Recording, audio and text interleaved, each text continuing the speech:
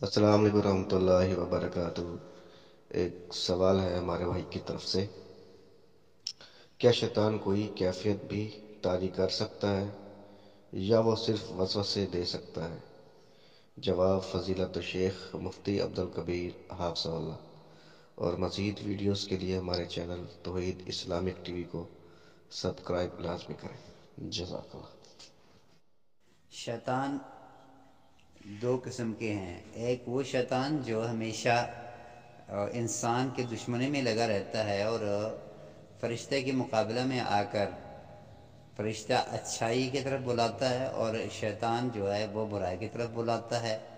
اگر وہی شیطان جو روز انسان کے اوپر مقرر ہے، جب سے پیدا ہوا ہے، اگر اس کی بات کر رہے ہو، وہ صرف وسوسہ ڈالتا ہے اور وہ بے راہ رو کرنے کی کوشش کرتا ہے، انسان کو نمازوں سے دور کرنے، زکوٰۃوں سے دور کرنے، رمضان کے روزوں سے دور کر کے شراب نوشی، بدکاری، چوری، اس سارے کاموں کی طرف بلاتا ہے، اور دن رات وہ انتہائی کوشش کے ساتھ یہی کام کرتا ہوتا ہے۔ وہ شیطان جو ہے کوئی اور کام نہیں کرتا، مطلب وہ بیمار کر دے یا کسی کو بے ہوش کر دے، اس کا کام یہ نہیں ہے۔ اس کے علاوہ دوسرا شیطان ہوتا ہے جو کسی جادو کی وجہ سے یا عصب یا نظر لگنے کی وجہ سے مسلط ہوتا ہے، وہ پھر اسے اندر بھی گھستا ہے اور انسان کو بے ہوش بھی کرتا ہے،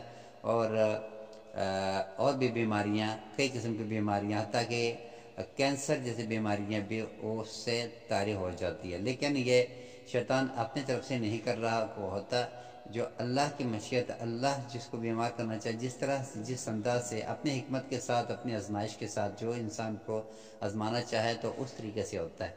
وَمَا هُمْ بِضَارِّينَ بِهِ مِنْ أَحَدٍ إِلَّا بِإِذْنِ اللَّهِ۔ اللہ تعالیٰ نے یہ فرمایا کہ اللہ کے اذن کے بغیر کوئی بھی کسی کو بیمار نہیں کر سکتا۔ تو یہ ساری، جیسے کہ ایک بندے کو ہڈی میں درد ہوتی ہے، سر میں درد ہوتا ہے، یا ٹی بی، کینسر وغیرہ کے امراض ہوتے ہیں جن کا ہم علاج کروا رہے ہوتے ہیں اسپتالوں میں جا کے، ڈاکٹروں کے پاس جا کے ایکسرا کر کے یا ٹیسٹ لیبارٹری کر کے سارا کچھ جو کر رہے ہوتے ہیں، اسی طرح یہ بھی ایک بیماری ہے جو اللہ کے حکم سے ہوتا ہے، وہ بھی اللہ کے حکم سے ہوتا ہے۔ تو یہ جنات، یہ شیطان کے دو قسمی ہیں جن کے سبب بننے سے بیماریاں آ جاتی ہیں۔ میں نے آپ کو مختصراً بتا دیا۔